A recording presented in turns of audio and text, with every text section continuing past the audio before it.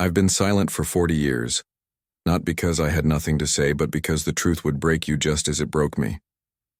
I should have died that winter. Something else, something ancient, decided otherwise.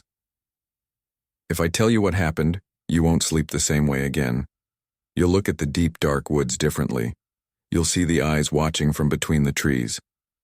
Before we begin, consider subscribing. And let me know in the comments where you're listening from. It helps to know I'm not alone with this story anymore. My name is Walter. Today, I'm just an old man with shaky hands and a memory that plays on a loop. But back then, in the autumn of '83, I was a different man. I was a seasonal ranger in the Gifford-Pinchot National Forest, up in Washington State. I was 48, felt older, and I liked the quiet. I needed it. My life back in the city had crumbled after my wife, Martha, passed. The noise of people, of cars, of life going on without her. It was too much. The forest was my escape. It didn't ask questions. Its silence was a comfort. I thought I knew those woods. I knew the call of the varied thrush, the scent of damp fir needles after a rain, the way the fog would roll down the valleys like a slow-motion river. I could tell a black bear track from a grizzly from 50 yards away. My life was a simple rhythm.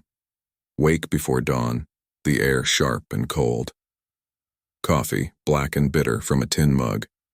Check the trailheads, clear fallen logs, and talk to the occasional lost hiker. Most nights, I was alone in my small station, the only sounds being the crackle of the wood stove and the wind whispering through the giant Douglas firs. I felt safe there. I was wrong. The call came in late one October afternoon. The sky was the color of a bruise, threatening a storm. It was Sheriff Howard Brody on the radio, his voice tight, stripped of its usual calm. A 7-year-old boy had vanished. His name was Elijah. He and his mother, Sarah, had been having a picnic near Ape Canyon, a place already steeped in dark local lore. She'd turned her back for no more than a minute, and he was gone. Just erased from the landscape. I've been part of search and rescue operations before. They're always grim. A knot of dread tightens in your gut. But this felt different from the start. When I arrived at the scene, the air was heavy, charged. Sarah, the mother, was wrapped in a blanket, her face pale, her eyes wide with a terror that went beyond just losing her son. She kept repeating the same thing to Sheriff Howard. The woods went quiet, she whispered, her voice trembling. Just before he disappeared, all the birds, everything, it just stopped. Sheriff Howard, a practical man who'd seen it all, tried to calm her. He said it was probably just a trick of the mind, the shock. But I knew what she meant. I could feel it too. As the search party fanned out, I moved away from the main group, using the tracking skills I'd honed over 30 years. The ground was soft from recent rain, perfect for tracks, but there was nothing. No small sneaker prints leading away from the picnic blanket. No signs of a struggle. It was as if the boy had been lifted straight up into the sky. And then I noticed it. The silence. Sarah was right. The forest was holding its breath. No birds. No chattering squirrels. Just the sound of our own boots crunching on fallen leaves. A sound that felt loud and intrusive. My skin prickled. The hairs on the back of my neck stood up. It was the kind of primal warning that our ancestors must have felt when a predator was near. An instinct buried deep in our bones, screaming that we were no longer at the top of the food chain. I pushed deeper into the woods, my flashlight cutting a weak beam through the growing twilight. And that's when I smelled it for the first time. It was a strange scent, thick and musky, carried on the cold wind. It wasn't a bear. I knew the smell of a wet bear. This was different. It was earthy, like damp soil and rotting leaves. But there was something else underneath it. Something almost sweet and deeply unfamiliar. It was the smell of something wild, something that had no name. It clung to the air for a moment, and then, just as quickly, it was gone. I called it in on my radio, trying to keep my voice steady. "Howard, you getting a strange smell over on the East Ridge?" His voice crackled back, impatient. "Walter, we're looking for a kid, not sniffing the air. Stick to the grid." I knew he thought I was losing it. Maybe I was. But my gut, an instrument I had learned to trust more than any compass, was telling me that the smell, the silence, and the missing boy were all connected. I found a small red toy car lying near the base of an ancient cedar tree, half buried in moss. Elijah's. As I knelt to pick it up, the smell returned, stronger this time. It was close. I stood up slowly and swept my light through the impenetrable darkness of the trees. I saw nothing, but I felt it. I felt the weight of a gaze on me. Something was out there, in the deep woods watching me, and it knew I was there. The search for Elijah was no longer just a rescue mission. It had become something else entirely. I was hunting for something, but I was also starting to feel like I was the one being hunted. The night grew teeth. The temperature dropped, and the wind began to moan through the high branches. I ignored Howard's order to stick to the grid. The grid was for people who believed a lost child behaved logically. But logic had left this place when the birds went silent. I trusted the cold knot in my stomach more than any map. I was moving deeper into the territory of the unnatural, guided only by the prickling on my skin and the faint, recurring scent that was like nothing on earth. The official search felt miles away now, just faint shouts and the sterile sweep of powerful flashlights cutting through the trees to the west. Their search was an invasion. My presence here felt different. It felt like I had been invited. I kept the red toy car in my pocket, my thumb rubbing over its smooth plastic shell. It was a grounding object, a reminder that this was about a little boy named Elijah, not just about the creeping dread that was trying to swallow me whole. Then I heard it. It wasn't a roar or a growl. It was a sound that didn't belong. A series of soft, resonant knocks against wood. Thump, thump, thump. A pause. Then it repeated from a different direction. It was rhythmic, deliberate. I'd spent my life in these woods. I knew the sound of a woodpecker, of a falling branch. This was a signal. I froze, turning off my flashlight, letting my eyes adjust to the deep blue-black of the forest night. I was letting it know I was listening. A memory surfaced, unbidden. Martha, sitting on the porch of our old house years before she got sick. She was watching a storm roll in over the mountains and said, "The world talks, Walter. We just forget how to listen." I had dismissed it as her usual poetic way of seeing things. Now, standing in the oppressive silence, punctuated only by those strange knocks, her words felt like a prophecy. I was listening now. I was listening with every cell in my body. I moved toward the sound, my steps careful, trying not to snap a single twig. After about 100 yards, I found the source. Not the thing making the sound, but the result of its presence. A massive Douglas fir had a branch, as thick as my thigh, snapped clean off about 15 feet up. The wood was splintered, the break fresh. No storm could have done that so cleanly. It wasn't torn, it was broken. It would have taken incredible focused strength. I reached up, my fingers barely brushing the jagged end. I felt a vibration in the air, a low hum that was more of a feeling in my chest than a sound in my ears. I was in its space now. Its home. The search was officially called off around midnight. The storm had finally broken and a cold, driving rain began to fall. Howard's voice on the radio was strained, ordering all teams back to the base camp at the trailhead. "We'll resume at first light," he said, his voice flat with forced authority. I didn't answer. Turning back felt like a betrayal. Leaving Elijah out here alone with that thing was unthinkable. I found a shallow overhang beneath a rock outcropping to get out of the worst of the rain. I was soaked through, my bones aching with a chill that had nothing to do with the weather. I sat there in the dark, watching the rain slant down, and thought about Sarah, about the look in her eyes. It wasn't just fear for her son. It was the terror of having touched something ancient and incomprehensible, something that had looked back at her from the trees and taken what was hers. As dawn approached, The rain softened to a drizzle. The sky began to lighten from black to a bruised purple. I knew the search teams would be mobilizing again, drinking coffee and talking in low, serious tones. They'd start making grids again. I decided to circle back toward Ape Canyon, but from a higher ridge, hoping the new light would reveal something I'd missed. That's when I saw it, about 50 feet off the main trail on a large, moss-covered boulder that I was certain had been empty the day before, sat Elijah's other belonging. It was his little yellow rain boot. It was sitting perfectly upright facing the trail. There was no mud on it. It wasn't tossed aside or fallen off. It was placed. It was a marker, a message. I approached it slowly, my heart hammering against my ribs. The smell was back, faint but unmistakable. Musk and damp earth and that strange, sweet undertone. I looked around, scanning the trees, the deep shadows. Nothing. But the feeling of being watched was overwhelming. I knelt by the boot. It was a sign of intelligence, of a deliberate act. This wasn't a wild animal.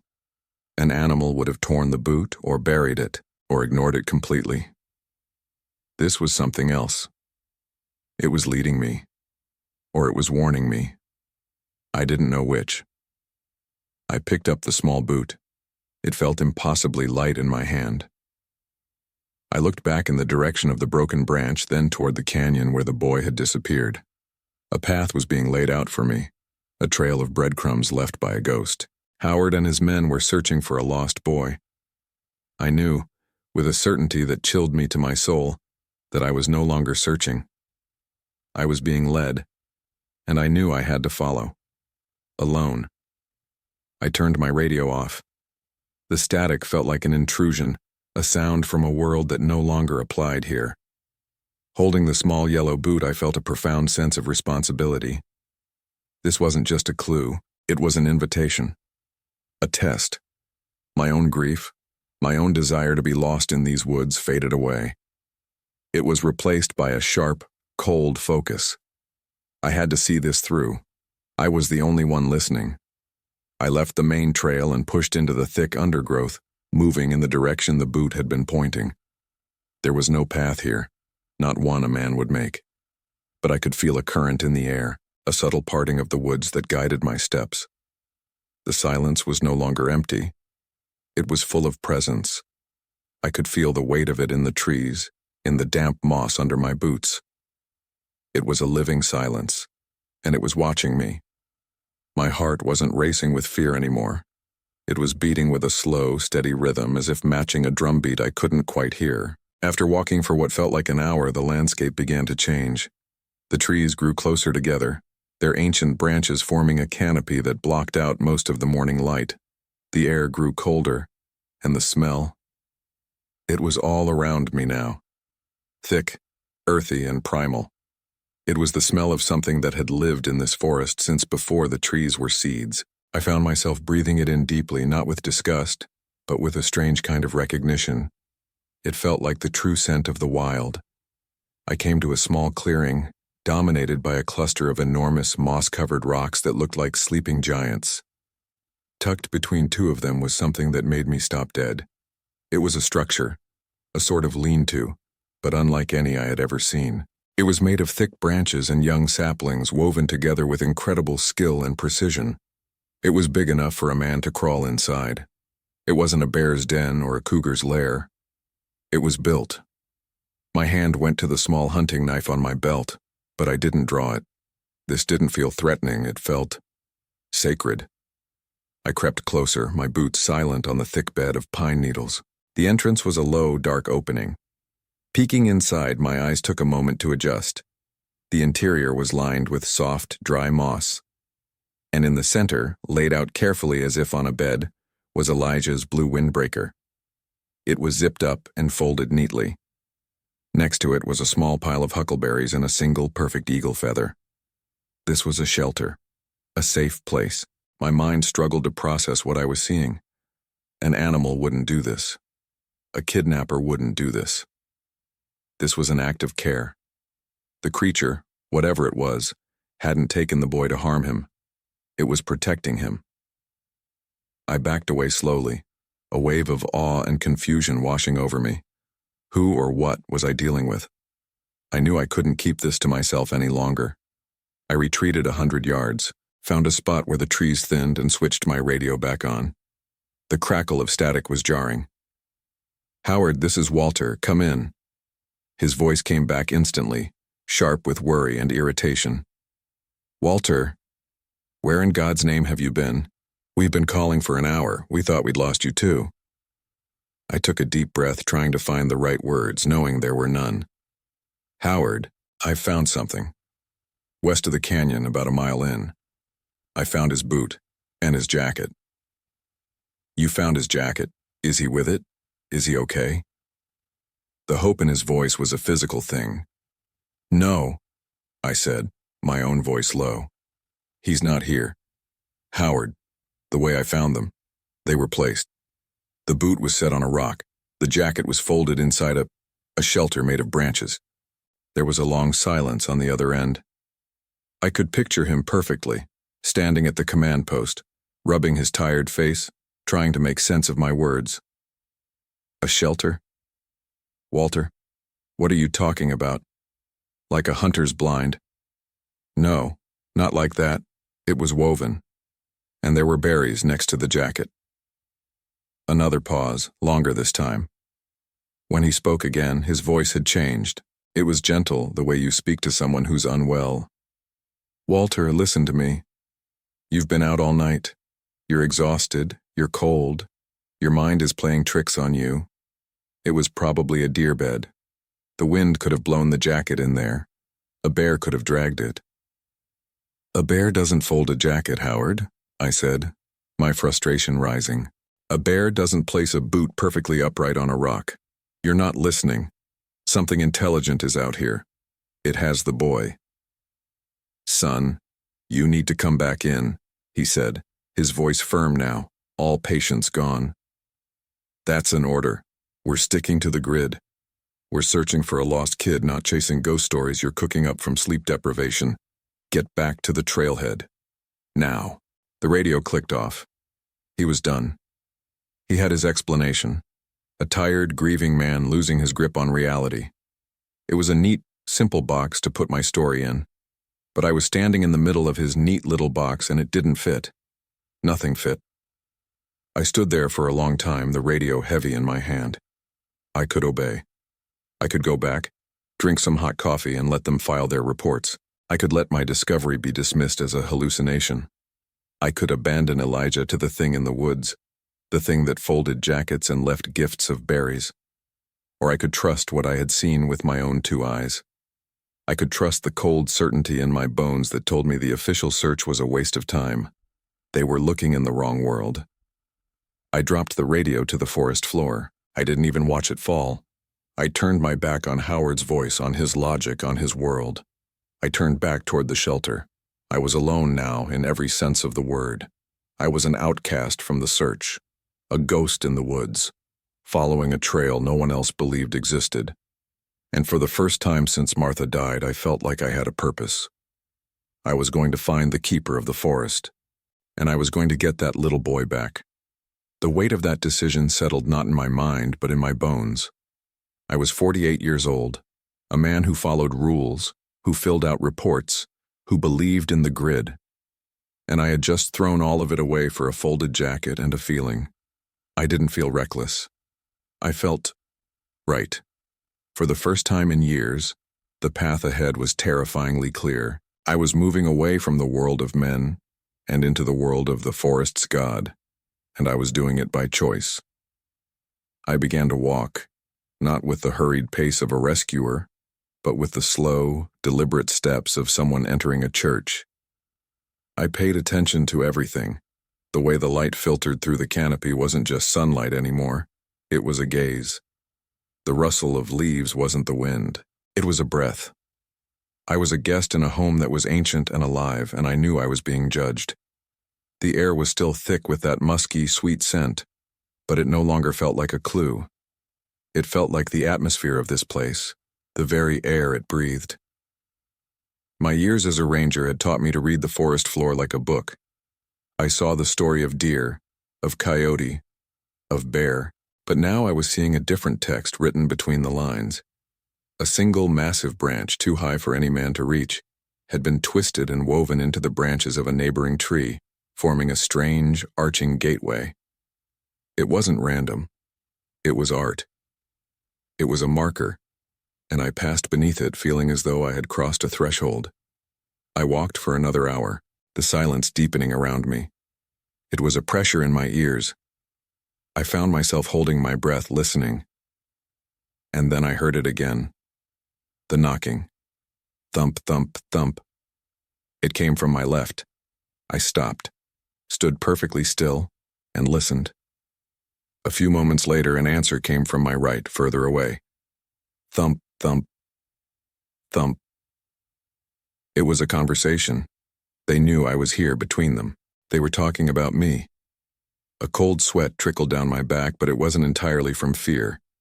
There was a strange exhilaration to it. I was part of something no one else would ever understand. I started walking again, and the knocking stopped, as if they had decided to let me pass. I came upon a creek, the water running clear and cold over smooth gray stones. And there, on the opposite bank, was the next sign. It was a stack of rocks, 4 flat stones piled one on top of the other, perfectly balanced. It was nearly as tall as I was. No flood could have done that. No person would have bothered so deep in this uncharted wilderness. It was another message, a landmark. It told me I was still on the right path. As I waded across the frigid water, my eyes scanned the dark tree line on the other side. I saw a flicker of movement, something immense and dark, shifting between 2 ancient cedars. It was just a shape, a shadow that was darker than the other shadows. And then it was gone. It didn't run. It simply wasn't there anymore. My heart hammered in my chest. It was the first time I had seen it, and it had let me see it. I climbed the bank, my boots squelching, and approached the stone cairn. It was a powerful, silent thing. I placed my hand on the top stone. It was cold, but I felt that same low vibration I'd felt near the broken branch, a hum that resonated deep in my chest. This was a place of power, its power. I kept moving, the sun now beginning its slow descent, painting the sky in shades of orange and purple through the gaps in the trees. I knew I should be making a fire, finding shelter. But the thought of stopping was impossible. I was being pulled forward. Then, the most unsettling thing of all happened. I heard a voice. It was faint, carried on the wind. "Daddy." I froze, every muscle in my body tensing. It was a child's voice. It sounded like Elijah. "Daddy, where are you?" It came from ahead of me, maybe 50 yards. My training, my humanity, everything screamed at me to run toward it, to call out his name. But something held me back. Martha's words echoed in my head. "The world talks, Walter. We just forget how to listen." I was listening now, and the voice, it was wrong. The pitch was perfect. The word was clear, but there was no echo. In this dense forest, there should have been an echo. It was a flat, perfect sound, like a recording played in a silent room. I ducked behind a large fallen log, my heart feeling like it would break through my ribs. I peered over the top. Nothing. The forest was still. "Daddy?" It came again from a slightly different location, closer. It was a mimic. It had heard Elijah. It had heard him calling for his father, and it was repeating the sound. It wasn't a monster trying to lure me into a trap. I felt that with a sudden, gut-wrenching certainty. It was trying to communicate. It was using the only human sound it knew to talk to me. It was asking a question. It was telling me it had the child. My mind reeled. The intelligence, the complexity of it, it was beyond anything I could have imagined. This creature wasn't just an animal. It was a person. A different kind of person. I stayed hidden until the light had almost completely faded. The voice did not call out again. A profound sadness washed over me. Here was this ancient being, the true king of this forest, and its only way to speak to me was through the stolen, terrified word of a lost little boy. I was no longer a ranger on a rescue mission. I was an ambassador, moving between two worlds that were never meant to meet. I stood up, my legs stiff. I knew I was close now. The smell was overwhelming. The air was vibrating with presence. I walked forward into the twilight toward the last place I heard the voice, and saw it, a dark opening in the side of a granite cliff face, almost completely hidden by hanging moss and ferns. A cave. And from within, I saw the faintest, warmest flicker of light. The air coming from the cave mouth was different. It wasn't the biting cold of the forest night. It was warm, thick with the smell of wood smoke, damp earth, and something else. Something deeply animal but clean, like wet fur drying by a hearth. It was the smell of a home. My ranger training, every instinct I had honed over decades in the wild, told me to unholster my sidearm. My hand went to the cold metal, but I couldn't bring myself to draw it. It felt wrong. It felt like bringing a weapon into a church. I stood there for what felt like an hour, the twilight fading to a deep, starless dark.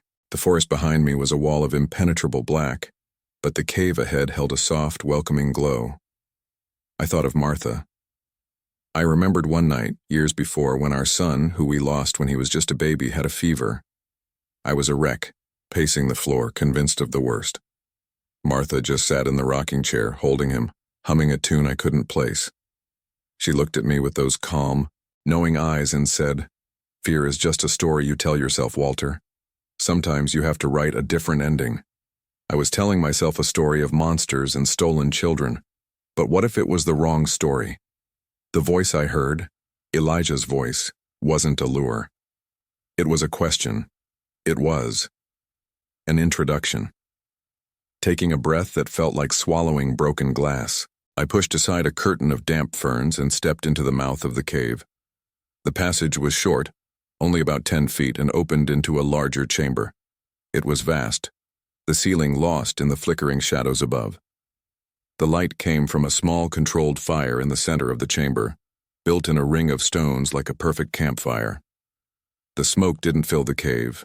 It seemed to be drawn upwards into a thin fissure in the rock far above, a natural chimney. The efficiency of it was staggering.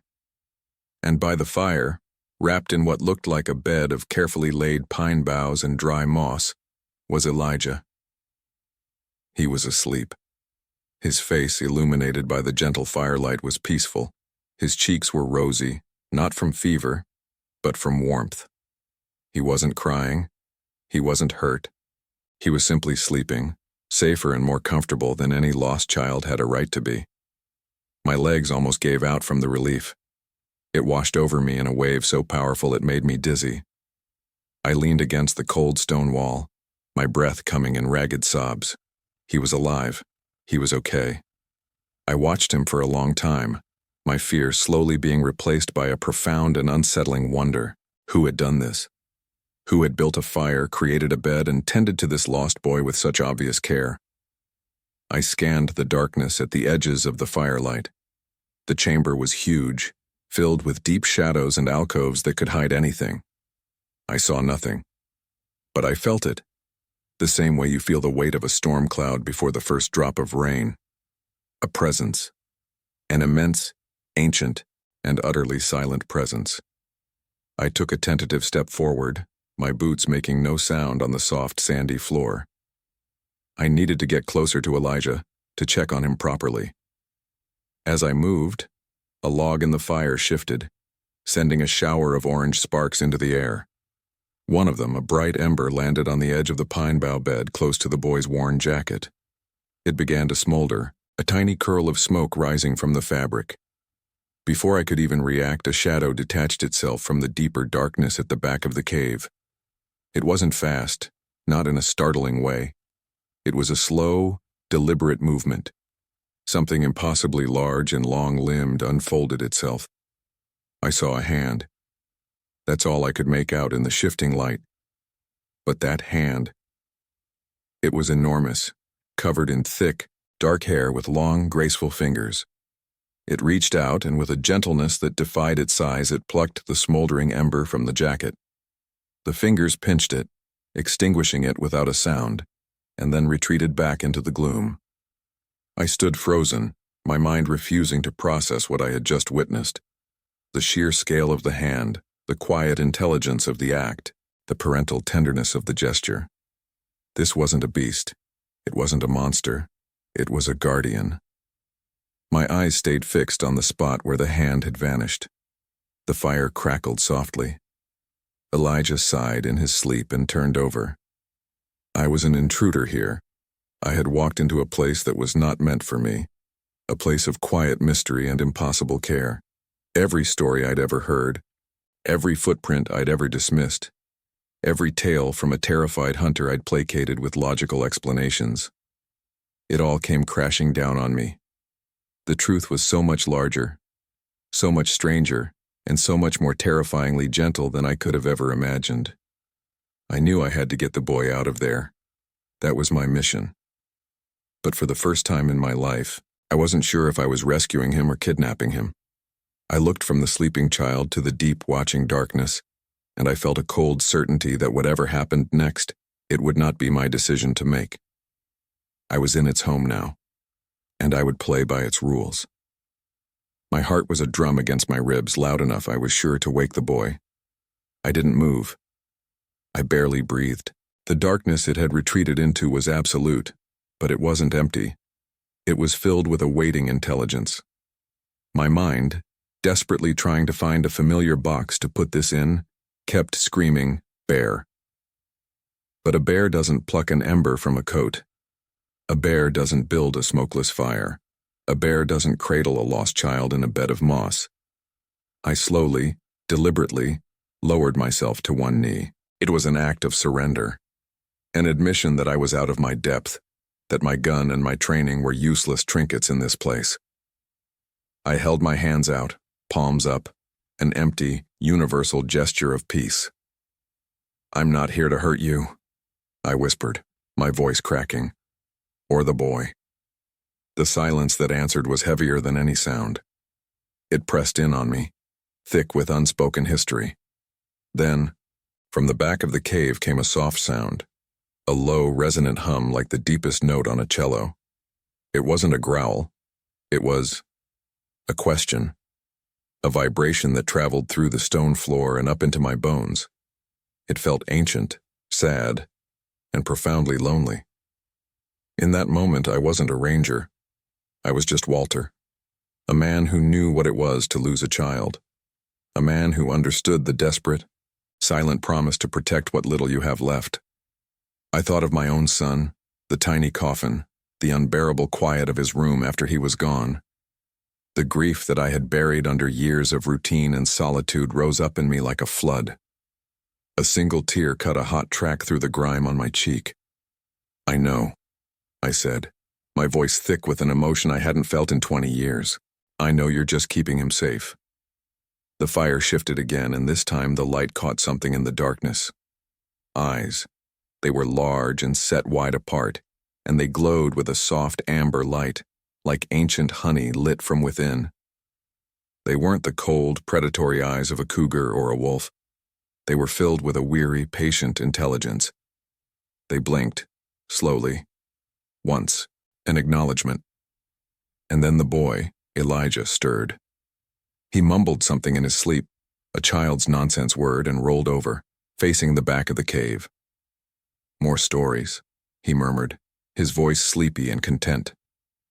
My blood ran cold. Stories. He was talking to it. They had been communicating. This wasn't a capture. It was an adoption. As if in response to the boy's voice, the shadow moved. It didn't lunge or startle. It flowed out of the deeper blackness like smoke given form. It was impossibly tall, having to stoop even in the vast cavern. Its body was covered in long, dark brown hair, matted with bits of leaf and pine needle. Its arms were long, ending in those gentle, powerful hands. Its face. I saw it in profile as it turned its head toward the boy. It was not the face of an ape. It was flatter, more human, with a broad, thoughtful brow and a mouth that was set in a line of deep, ancient melancholy. It was the face of a king in exile. It knelt beside Elijah, its massive form eclipsing the firelight. It reached out one of its long-fingered hands and gently brushed the hair back from the boy's forehead. The gesture was so tender, so paternal, it broke something inside me. This creature loved this boy. In whatever way a being like this could love, it did. Elijah opened his eyes. He looked up at the giant shadowed face above him, and he smiled. A genuine, unafraid, sleepy smile. "Hi," he whispered. The creature made that low humming sound again, a gentle rumble of affection. It then turned its head and looked directly at me. Those amber eyes held me, and I felt a wave of communication that wasn't made of words. It was pure emotion, pure meaning, poured directly into my mind. I felt its loneliness, an isolation that spanned centuries.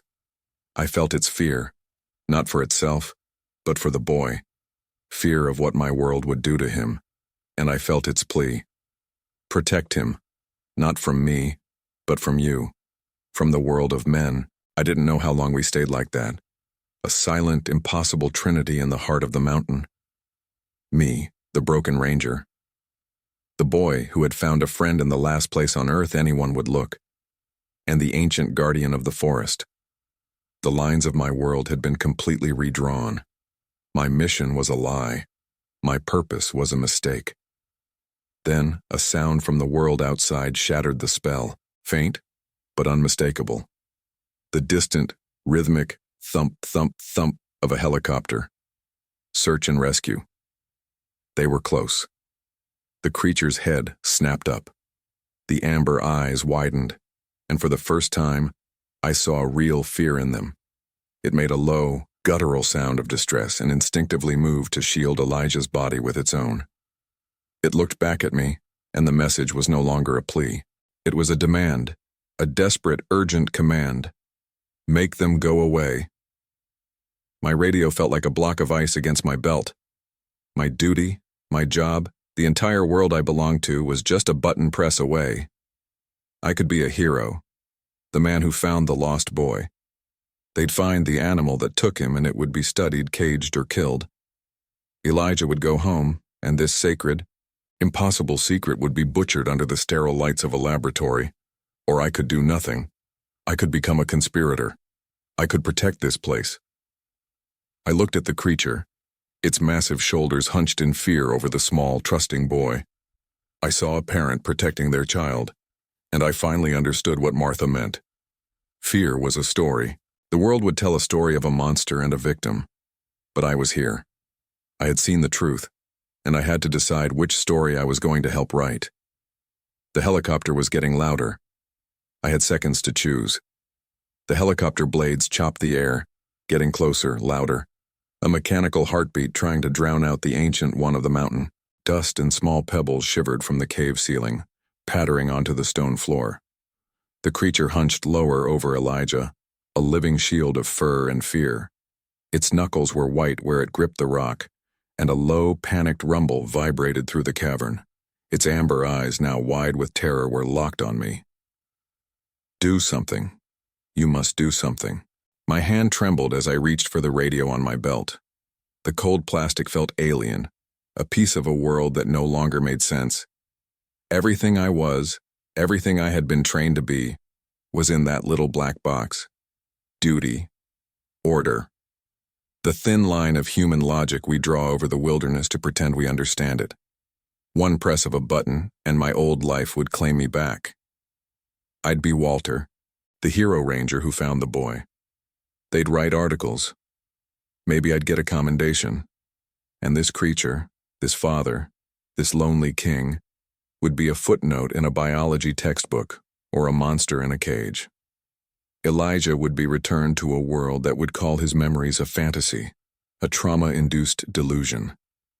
They would fix him. They would break him. I looked at the boy, sleeping peacefully under the protection of what the world would call a monster. He was safe. He was loved. I had been searching for a victim, but I had found a family. The radio crackled to life on its own, a voice cutting through the noise. Ranger Walter, this is Search Command. Chopper is 1 minute from your last known position. Do you have a visual? Over. The creature flinched at the tinny, metallic voice. It let out a soft guttural whine, a sound of pure anguish. It looked at me, and its eyes weren't demanding anymore. They were begging. In that moment, I didn't see a monster. I saw Martha in her last days, her eyes pleading with me to understand a world beyond the one we could see and touch. "Fear is just a story we tell ourselves, Walter," she used to whisper. "Choose a better story." I was here. I was the only one who had seen the truth. And I had to choose which story to write. My thumb found the transmit button. I pressed it down, the click echoing in the sudden silence of my own mind. The helicopter was so close now I could feel the vibrations in my teeth. "Command, this is Walter," I said, my voice hoarse, unrecognizable to my own ears. "I have a signal. I've found tracks." "Copy that, Walter. What's your location?" "We're right on top of you." I looked at the creature. Its head was cocked, listening. It didn't understand the words, but it understood the tone. It understood I was doing something. "Negative, command," I lied. The word felt like swallowing glass. "The tracks are heading east, down the ridge towards the Lewis River Basin. He's moving fast. Looks like he was here hours ago. I'm in pursuit on foot. The terrain is too dense for air support in this canyon. Advise you circle east and scan the riverbank. I repeat, scan the riverbank." Over. There was a pause, a moment of static that stretched for an eternity. I held my breath. The world held its breath. "Copy, Walter. Proceeding east to Lewis River. Keep us updated, command out." I let go of the button. My hand fell to my side, empty. Slowly, painstakingly, the sound of the helicopter changed. The rhythmic chopping didn't just fade, it shifted, moving away, its path altered by my words. The sound slid down the side of the mountain, growing more distant until it was just a faint pulse, and then nothing, silence. The only sounds left were the crackle of the fire and the soft, sleepy sigh from Elijah. The creature remained frozen for a long moment. Then, its massive shoulders slumped in relief. It lifted its head and turned to look at me. The fear was gone from its amber eyes. In its place was something deep and profound, a weariness that seemed to span 1,000 winters, but also a clear, undeniable understanding. It knew what I had done. It knew the lie I had told. It knew the line I had crossed. It blinked once. A slow, deliberate gesture. It wasn't an acknowledgement this time. It was a pact, a promise made in silence between two beings from different worlds, bound by the sleeping child between us. I slid down the rock wall and sat heavily on the ground, the radio a dead weight on my hip. I was no longer a ranger. I was a liar, a conspirator. I had turned my back on my own kind to protect a secret the world wasn't ready for. I had chosen my story, and now I had to live in it. I looked at the cave entrance, at the cold, dark world I had just lied to. I was an outcast, and I had never felt more at home. What had I done? And what, in God's name, was I going to do now? The truth was safe, for now, but it was a truth that would now own me, forever. The silence that fell in that cave was heavier than any mountain. It was a physical weight, pressing down on my shoulders, filling my lungs. I had just severed a lifeline to my own world, cut a cord that had defined me for 20 years.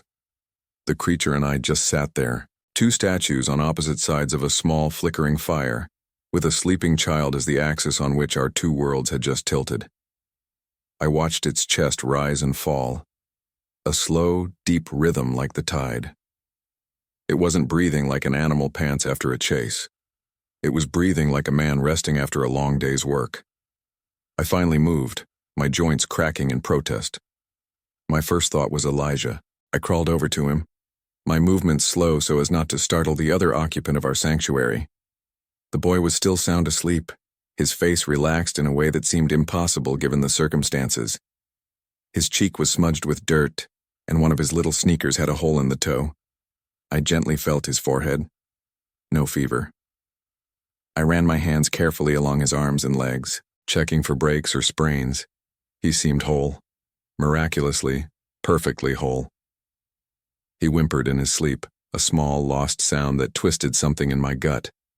A soft noise from across the fire made me look up. The creature had moved. It was watching me, its head tilted. It then lowered its gaze to its own enormous hand and uncurled its fingers. Nestled in its palm was a small, crudely made doll, woven from pine needles and strips of bark. It looked ancient. The creature extended its hand, offering the doll to me. I stared at it, my mind struggling to connect the dots. Where had it gotten this? Had it made it? For him?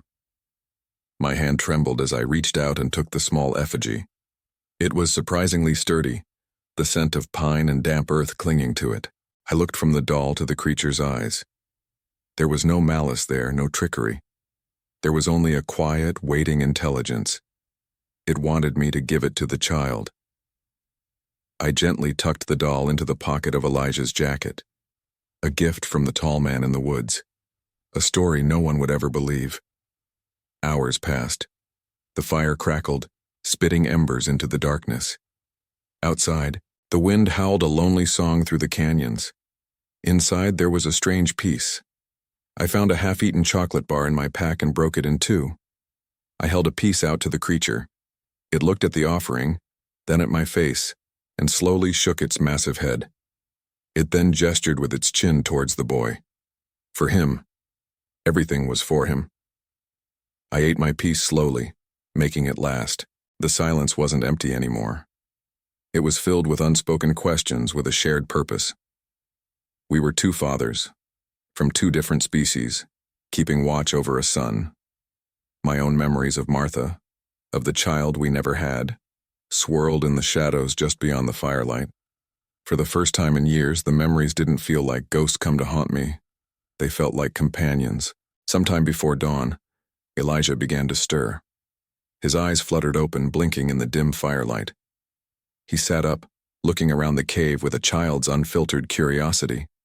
His eyes landed on me, and there was a flicker of recognition, but also fear. Then, his gaze shifted past me, to the large, shadowed figure sitting against the far wall. I held my breath. I prepared for the scream, for the terror that would shatter our fragile truce. But it never came. Elijah's face broke into a slow, sleepy smile. "Big friend," he whispered, his voice raspy with sleep. He didn't recoil. He didn't cry. He reached out a small hand, not in fear, but in greeting. The creature responded. It didn't move from its spot, but it raised one of its own hands and mirrored the gesture, uncurling its long fingers in the firelight. It was a silent wave, a simple acknowledgement that spoke volumes. It confirmed everything I had suspected.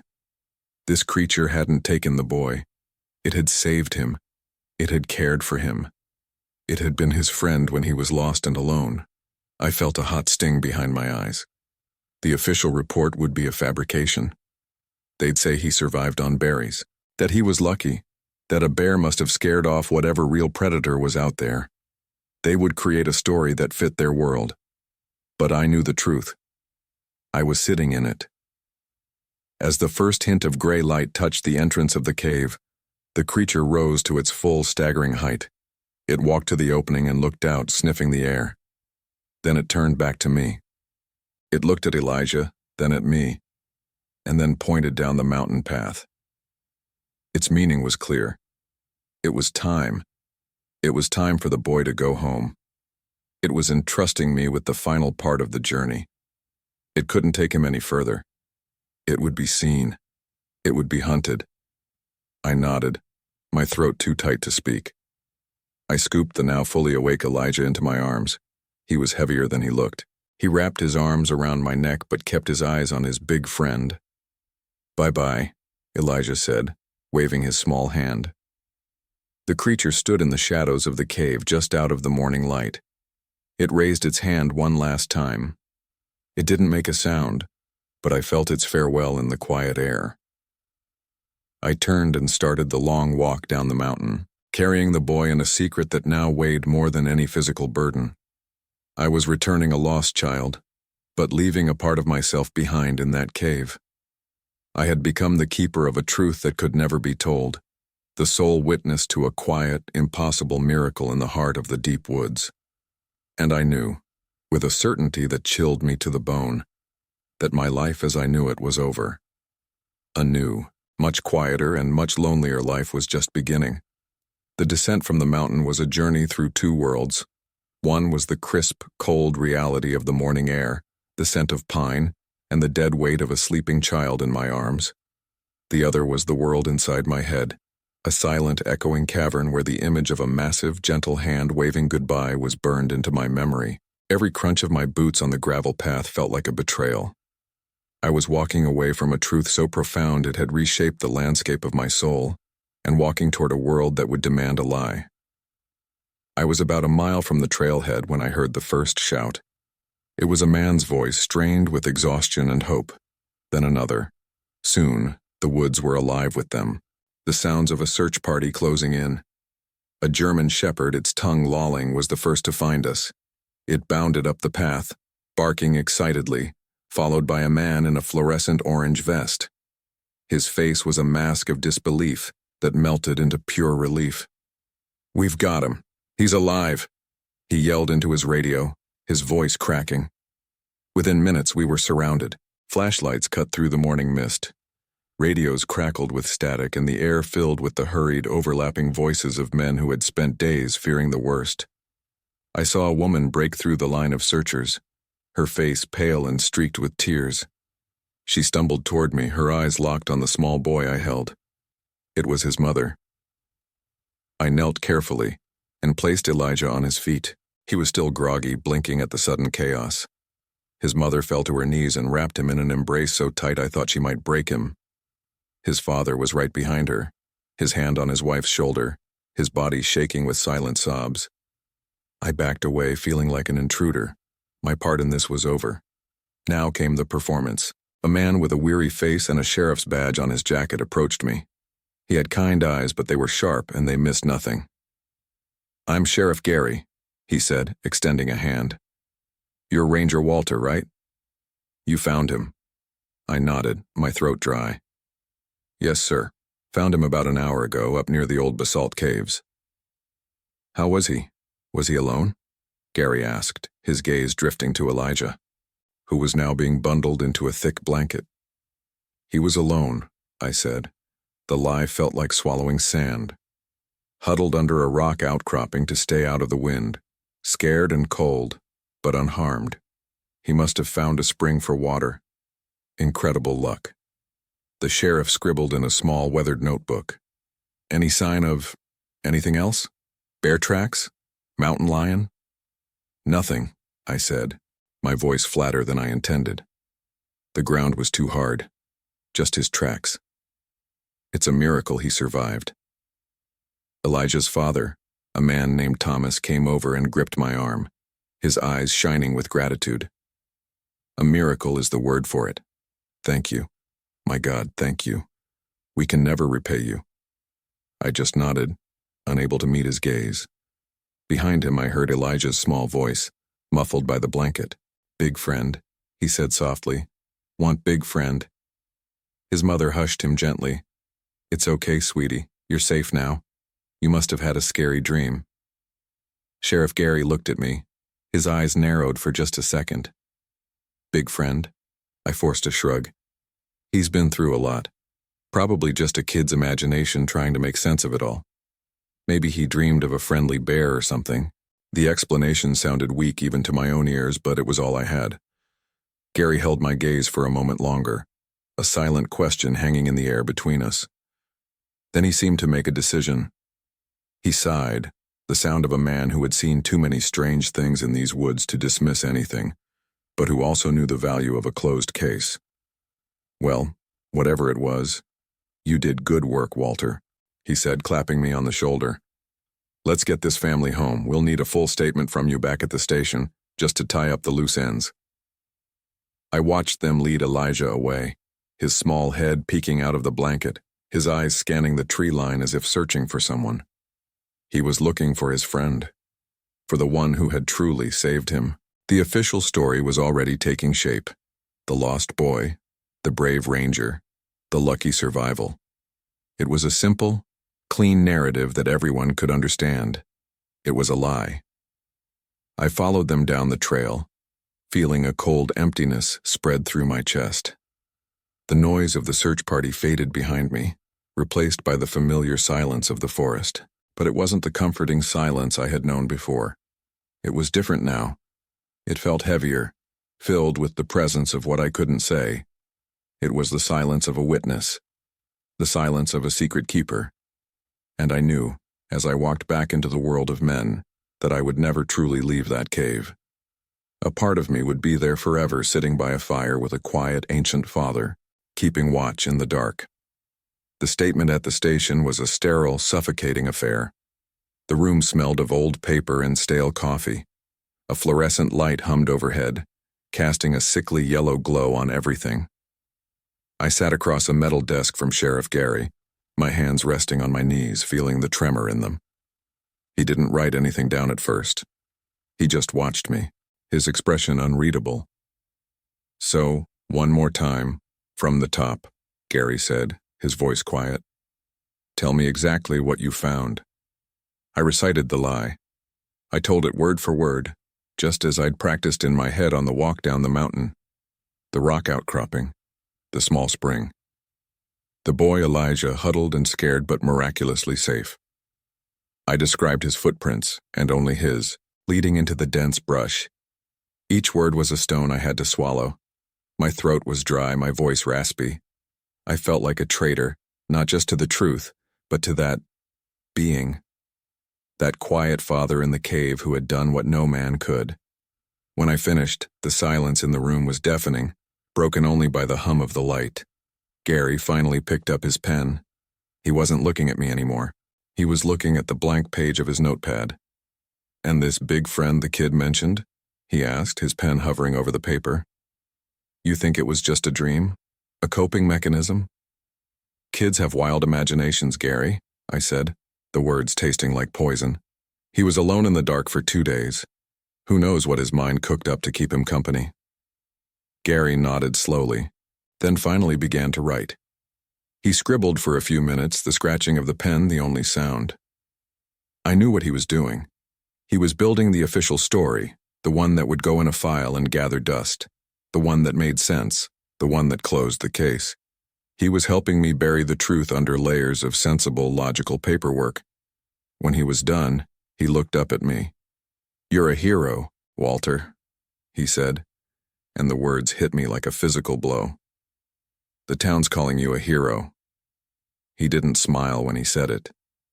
His eyes held a flicker of something, pity maybe, or understanding. He knew I was lying. He didn't know what the truth was, but he knew this wasn't it, and he was letting it go. The next few days were a special kind of hell. The local paper ran a front-page story with a picture of me they'd dug up from somewhere, my face looking tired and grim under the headline, "Local Ranger's Grit Saves Lost Boy." People I barely knew would stop me on the street to shake my hand. The waitress at the diner gave me my coffee on the house. Thomas, Elijah's father, came to my small cabin at the edge of the forest. He tried to press an envelope full of cash into my hand, his eyes wet with tears. "It's not enough," he kept saying. "It's not enough to thank you for what you did." I refused the money, my hand shaking as I pushed the envelope back toward him. I felt like a fraud, a thief. I was accepting praise for a rescue I hadn't performed. I had simply been a witness, an accomplice to a miracle I was now actively erasing. The gratitude felt worse than any accusation. I couldn't sleep. When I closed my eyes, I wasn't in my bed. I was back in the cave. I could feel the warmth of the fire, smell the damp earth, and something else, something musky and ancient like wet fur and old trees. I could see the immense shadowed form sitting across from me, its presence a quiet weight in the darkness. I'd see its eyes, not glowing or monstrous, but deep and intelligent, filled with a sorrow that felt older than the mountains themselves. I'd wake up with my heart pounding, the silence of my own cabin feeling thin and fragile, as if it could be broken at any moment by a footstep just outside my door. I tried to go back to work, to walk my routes and check the trails. But the forest was no longer my refuge. It was a living, breathing entity that held a secret I was a part of. Every snapped twig sounded like a deliberate signal. Every shadow between the trees seemed to hold a pair of watching eyes. The wind whispering through the pines sounded like a name, my name spoken in a language I couldn't understand. The comfort was gone, replaced by a constant low-grade fear. I was a guest here, and I had betrayed the host. About a week after the rescue, I saw Gary at the diner. He was sitting alone in a booth, stirring his coffee. He saw me come in and motioned for me to join him. I sat down opposite him, my nerves on edge. We sat in silence for a minute. He just kept stirring his coffee, a little whirlpool of black liquid going round and round. "The family's moved," he said finally, not looking at me. "Back to the city. Said the woods held too many bad memories for the boy." He paused. Or maybe good ones he couldn't explain. I didn't say anything. I just watched his spoon. He put it down with a soft clink. "You know, Walter," he said, his voice low, "I've been sheriff here for 20 years. You see things. People go missing. Sometimes they come back, sometimes they don't. The ones that do, sometimes they come back different, with stories that don't fit." He finally looked up and met my eyes. Stories it's better for everyone to just call a miracle. And there it was, an unspoken pact. He was telling me he knew, and he was telling me the case was closed for good. He was giving me an out and locking me in at the same time. I drove back to my cabin as the sun was setting, painting the sky in shades of orange and purple. It was beautiful, but I couldn't feel it. I walked inside and looked at my ranger uniform hanging on a peg by the door. The green shirt, the tan pants, the badge that said I was a protector of this place. I had never felt more like an intruder. I couldn't wear it again. I couldn't walk those trails, pretending to be a guardian of a place whose deepest truths I was now sworn to conceal. My silence was the price of admission to a world I had only glimpsed, and it had cost me the only piece I had left. I packed my life into cardboard boxes that week. It didn't take long. My life without Martha had become small, functional. A few books, some worn clothes, a single photograph of her that I kept on the nightstand. I folded my ranger uniform carefully, the fabric still smelling of pine and damp earth. It felt like I was folding up a part of myself, a man I could no longer be. The silence in the cabin was thick, broken only by the scrape of the packing tape. It wasn't the peaceful silence of the woods anymore. It was the empty silence of a tomb. My last day, I was sweeping the floor when I heard a car pull up. It wasn't the familiar rumble of Gary's truck or a Forest Service vehicle. This was a quiet hum, an expensive sound. I looked out the window and saw a black sedan, the kind that blends in by being perfectly anonymous. Two men in dark suits got out. They didn't belong here. Their polished shoes were wrong for the gravel path, their stiff postures an insult to the relaxed sway of the trees. They knocked once, a sharp official rap. I opened the door. They were both about my age, but they seemed ageless, their faces blank and professional. One was taller with sharp eyes that scanned the inside of my cabin. The other wore thin-rimmed glasses and held a slim briefcase. "Walter?" the man with the glasses asked. It wasn't a question. I nodded, my throat suddenly dry. "We're here about the boy, Elijah," he continued, his voice as flat as the paper in his briefcase. "We just wanted to commend you on your actions. A textbook case of survival and rescue. The official report is exemplary." I didn't know what to say. The official report was a fiction I had co-authored with Gary. The taller one spoke then, his voice a low baritone. "The boy's story is, of course, a product of trauma and exposure. Hallucinations are common in such cases. He was lost for nearly 3 days. He was lucky a bear didn't find him." He said the word bear with a strange emphasis, his eyes locked on mine. It was a statement of fact, a command. He was telling me the story, the only story. "He's a resilient kid," I managed to say, my own voice sounding weak. He is, the man with the glasses agreed, a thin smile that didn't reach his eyes. And for his sake and for the sake of public order, it's best that the story remains simple. A lost boy, a brave ranger, a happy ending. Anything else would be a disservice to the community. It could cause a panic. You understand the need for stability, don't you, Walter? You've served the public. It was a threat, wrapped in the language of civic duty. They weren't here to learn what happened. They were here to make sure what happened was never spoken of. They knew. Somehow, they knew more than Gary. They knew there was a truth to be buried. They didn't stay long. They left as quietly as they arrived, their black car disappearing down the dirt road, leaving behind a faint smell of exhaust and a cold, heavy certainty in the air. My silence was no longer just a pact with the sheriff. It was an order. I loaded the last box into my old pickup truck. Before I closed the tailgate, I took one last look at the forest. The sun was filtering through the canopy, creating shifting patterns of light and shadow on the ground.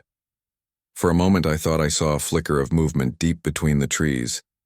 A shape too tall, too broad to be a man. My heart seized in my chest. It wasn't fear, not exactly. It was a profound, aching sense of loss. I was leaving the only place that had ever felt like a real home, and I was leaving behind the keeper of its greatest secret. I got in the truck and drove away. I didn't look back. I moved to a small town in eastern Oregon, a place with low hills and not enough trees. I got a job at a lumber yard, stacking wood, breathing in sawdust instead of pine. The work was hard and mindless, which was what I needed. I kept to myself. I ate my meals alone. I didn't make friends. How could I? Every conversation felt like a minefield. Every time someone asked where I was from, what I used to do, the lie would rise in my throat, bitter and thick. The years fell away like sawdust. I grew older. My hair turned gray, then white. My hands, once steady enough to track a deer for miles, began to shake. But the memory never faded. It stayed sharp, a perfect, polished stone in my mind. Some nights I'd still wake up smelling damp earth and wet fur, the feeling of an immense quiet presence just on the other side of a veil I couldn't pierce. I would lie awake until dawn, listening to the sounds of the sleeping town and feel an isolation so deep it felt like I was the last man on earth. I had seen a miracle, a thing of myth and legend, a creature of impossible grace and sorrow. And in exchange for its kindness, I had helped the world erase it. I had taken its gift, the life of a child, and repaid it with a 40-year lie. My silence wasn't a burden anymore.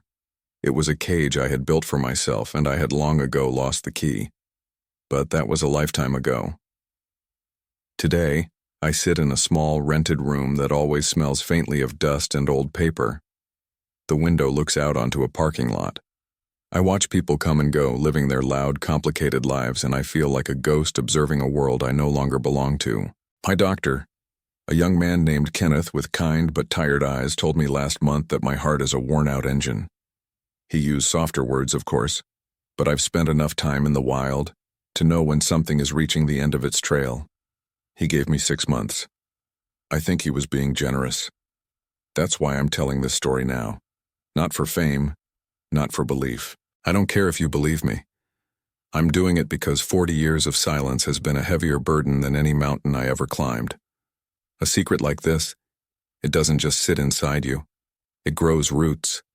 It wraps around your heart and squeezes until there's nothing left but the hollow ache of it. I sometimes wonder about the boy Elijah. I looked him up once about 20 years ago, back when the internet was still a new and clumsy thing. I found him. He was a married man living in Portland, an accountant. There was a picture of him and his wife Sarah, standing in front of a Christmas tree. He was smiling, a wide, easy smile. He looked happy. He looked normal. I felt a surge of relief so powerful it made my knees weak. My lie, our lie, had given him that. It had protected his life from the shadow of an impossible truth. He was allowed to grow up believing in bears, not in ancient sorrows that walk on 2 legs. But every gift has a price. His peace was bought with my silence. His normal life was paid for by the keeper of that forest. the one who carried him through the cold, dark woods and left him where I would find him. Why? I've asked myself that question every day for 40 years. Why save him? Why show itself to me? Was it a plea? A warning? Or was it simply an act of grace from a being that the world had long forgotten? The men in the black car never came back. I never saw them again. But their presence lingered. They represented a part of the world that I had never wanted to acknowledge, the part that files away miracles, that redacts wonder, that maintains order at the cost of truth. They knew the forest held things that didn't fit in their reports, and their only concern was that the locks on the cage remained secure. I was just another lock. I never married again. How could I explain the vast empty space in my life that Martha had left, a space now occupied by the shadow of a giant? Who could ever understand that I was mourning not just a wife, but a world I had only glimpsed, a world of deep, silent communion that I had been shown and then forced to deny? Every potential friendship, every conversation felt like a performance. I was Walter, the retired lumberyard worker, the quiet old man at the end of the bar. But that was just a costume. Underneath, I was still the ranger who stood on the edge of eternity and then turned his back. The memory comes clearest at night, when the town is quiet. It's not a nightmare. It's a visit. I'm back in the clearing. The air is cold and smells of pine and damp earth. The fog is thick around my boots, and I see it. Not just a shape, but a presence. It's the feeling of being looked at by something that has seen the turning of glaciers, that remembers when the trees were seeds. Its eyes. They weren't animal eyes. They held a kind of weary intelligence, a profound and ancient sadness. It was the sadness of a king who had lost his kingdom, of a god who had been forgotten by his worshippers. In that moment, there was no fear. There was only a shared, silent understanding, a recognition of loneliness. I have a single faded map of the Gifford Pinchot Forest from 1983. It's folded into a perfect square in my nightstand drawer. Sometimes I take it out. My trembling finger traces the old logging roads, the winding creeks, the contour lines of the mountains. I can still find the spot, the clearing where I found Elijah, where my old life ended and this long, quiet penance began. I am leaving this map with my story. Maybe someone will go looking. Maybe they'll find nothing but trees and silence. Or maybe, if they're quiet enough, if their heart is open and their intentions are true, they'll feel it too. They'll feel the eyes of the forest watching them back. Some things in those woods were never meant for us. They are the last echoes of an older, wilder world. But they're still out there, waiting. My only regret is that in my fear I helped the world forget they ever existed. I chose the lie of a bear over the truth of a miracle, and I've been lost in the woods ever since. If this story moved you, consider subscribing. Stay safe out there.